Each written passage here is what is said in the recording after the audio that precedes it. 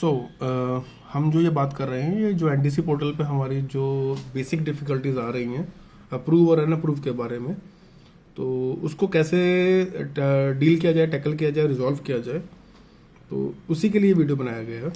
आप हमें बता सकते हैं कि अप्रूव्ड और अनअप्रूव्ड में डिफरेंस क्या होता है, ये कहाँ से आया है? जो अप्रूव और अनअप्रूव की बात हो रही है, ये एक सर्टन एक्ट है जिसका नाम है the Haryana development regulation of urban areas act 1975। ये जो एक्ट है टीसीपी डिपार्टमेंट द्वारा मतलब उसने नोटिफाई करवाया था। और इस एक्ट की जो वायलेशन होती है, तो जो जिस प्रॉपर्टी ने वायलेशन की है इस एक्ट की, तो वो अनअप्रूव कहलाता है, और जहाँ पे वायलेशन नहीं होती उसको अप्रूव कहलाता है। तो इसका मतलब ये है, उसके लिए आपको जानना पड़ेगा कि एक्ट है क्या।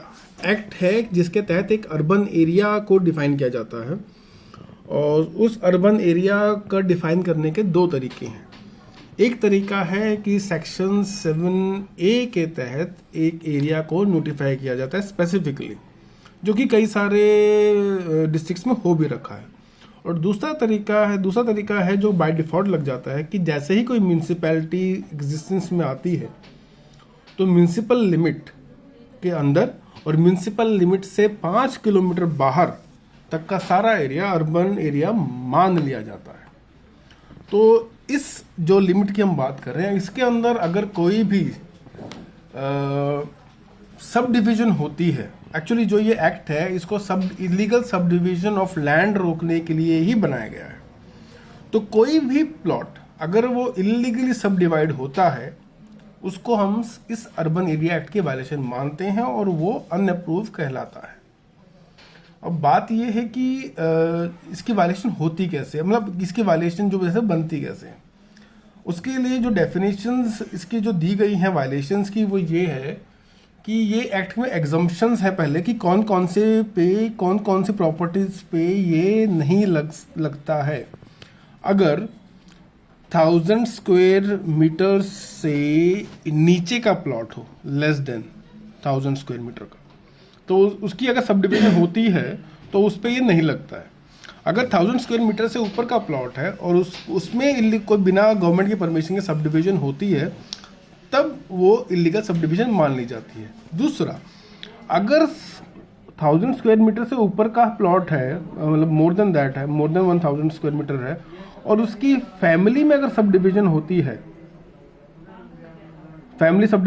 मतलब ब्लड रिलेशन में, तो वो परमिटेड है, तो उसमें भी अर्बन एरिया एक्ट की वायलेशन नहीं होती। अब जब ये जो चीज़, तो हमको ये करना है कि जब भी हम कोई प्रॉपर्टी अप्रूव से अनअप्रूव के लिए भेजते हैं, तो उसमें हमको ये एस्टेब्लिश करना है कि सेक्शन 7(1) की वायलेशन नहीं बनती है।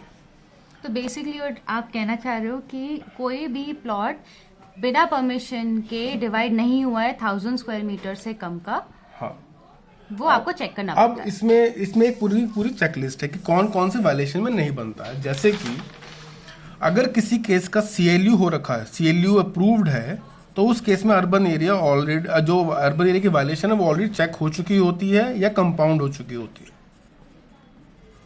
दूसरा, अगर जो प्रॉपर्टी है वो किसी लाइसेंस्ड कॉलोनी का पार्ट है।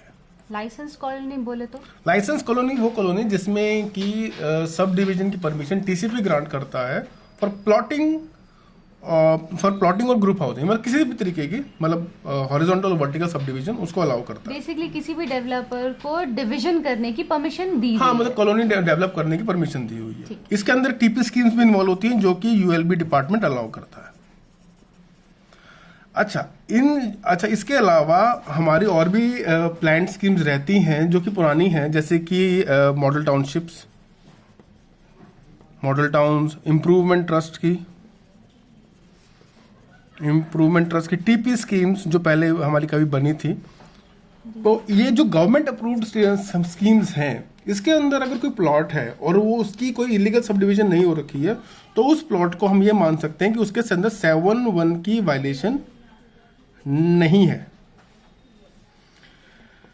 अच्छा, जितनी भी आपको स्कीम्स बताई गई हैं ऊपर, जो जिसमें जितने CLU है, लाइसेंस एटीपी स्कीम्स है, मॉडल टाउनशिप वगैरह जितनी भी बताई गई हैं, अगर इसके अंदर कोई प्लॉट है और उसकी कोई सब डिवीजन हो जाती है, मान लीजिए 500 स्क्वायर मीटर का प्लॉट था और उसकी 200 200 200 250 300 करके 2 प्लॉट काट लिए गए, तो वो भी नॉट परमिटेड है।